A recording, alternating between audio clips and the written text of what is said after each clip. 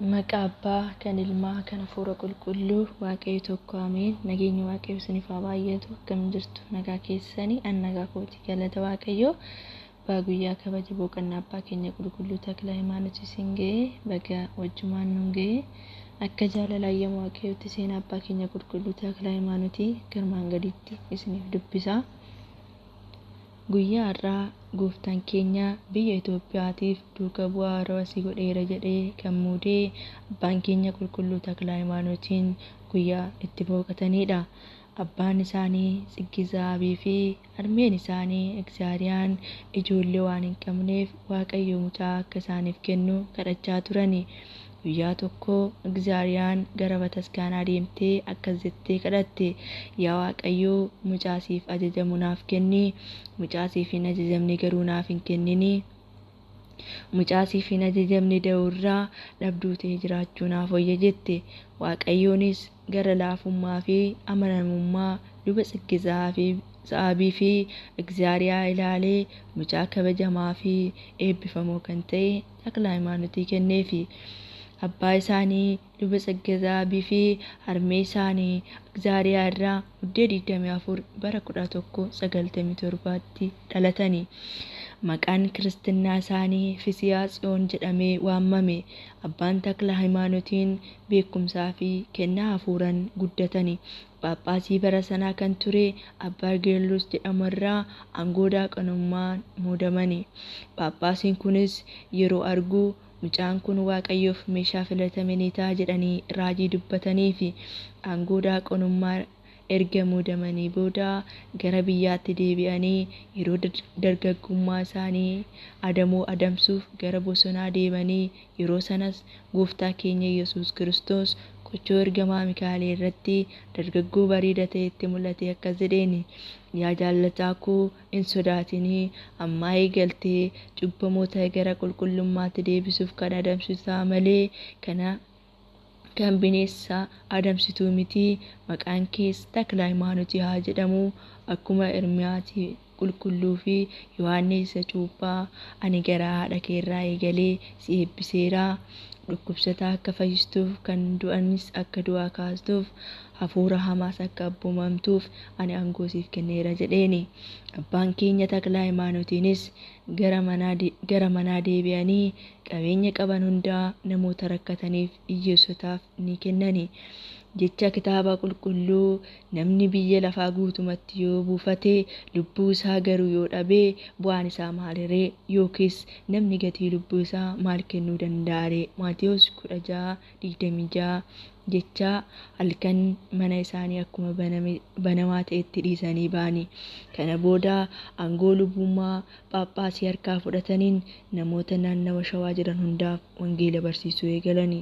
Gara biyya Daamot deemanii namoota mortuu fi asmaatii hojjetan ni amansiisani.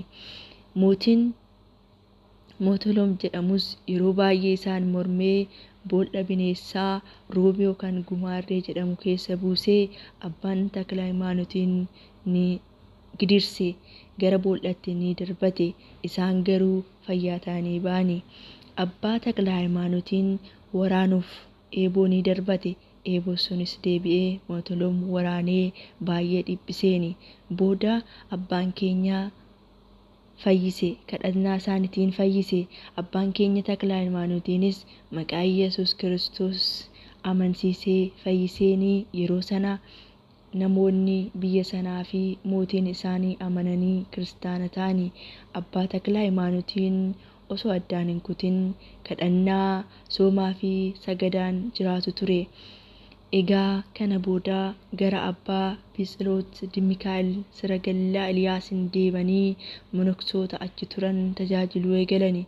Waggaa 12 erga turanii booda ajaja gooftaatiin gara abbaa Iyyaasuu Mo'aa Gadaam Hayiq jedhamutti deemanii isaan harkaayis wayaa monoksummaa fudhatani. Achi booda gara Dabra Daamoo deemanii abbaa Aragaawii irraa abbaa afuraffaa kan ture abbaa Yohaannis harkaa koophii askemaa fudhatani. Gara biyya Yerusaalem deemanii bakkeewwan eebbifamoo irraa eebba fudhatani. Kana booda gara abbaa Zeenaa Maarqos ilma obboleessa abbaa Takla Hayimaanoos deemanii gammoojjii Wagdaa jedhamu keessatti halkanii fi guyyaa kadhachaa nyaatas baala xiqqoo qofa nyaachaa nyaata biroo osoo hin nyaatin bishaan qofa xiqqoo unachaa waliin jiraatanii. Dhiironnii fi dubartoonni baay'een gara isaanii dhufanii monoksoota ta'anii. Kana booda bakkee kadhannaa hojjetanii bukkee isaanii akka hirkoo hin arganneef booqannaa akka hin fudhanneef eeboo godhatanii hanga miilli isaanii cabutti waggaa 7 dhaabbatanii kadhatanii. Yeroo kanas nyaataaf dhugaatii osoo hin unatin jiraatan. Kana booda Gooftaan keenya qorichi keenya Iyesuus Kiristoos harmee isaa qulqullichi Dubroo Maariyaamii fi raajotaaf bartoota isaa wareegamtoota qulqulloota waliin gara isaanii dhufee akkana jedheeni. Yaa jaallataa koo ati gidiraadhaan anan fakkaatte anis mootummaa kootti ana waliin akka fakkaattuuf sin godha. Dadhabbii kee addunyaa kana raawwatteertaa amma gara koo koottuu mootummaa koo ni dhaalta. Warreen maqaa keen waan waadaa kee raawwatan qabsuura kee warreen barreessaniif dhagaaniif dubbisaniif warreen maqaa keen bataskaana ijaaraniif maqaa keen warreen kennaa kennaniif namoota rakkataniif maqaa kee warreen kennaniif guyyaa yaadannoo kee warreen qorrobaniif maqaa keen waan gaarii warra hojjetu hundaaf hanga dhaloota 10tti dhiifamanan godhaafi jedheeni.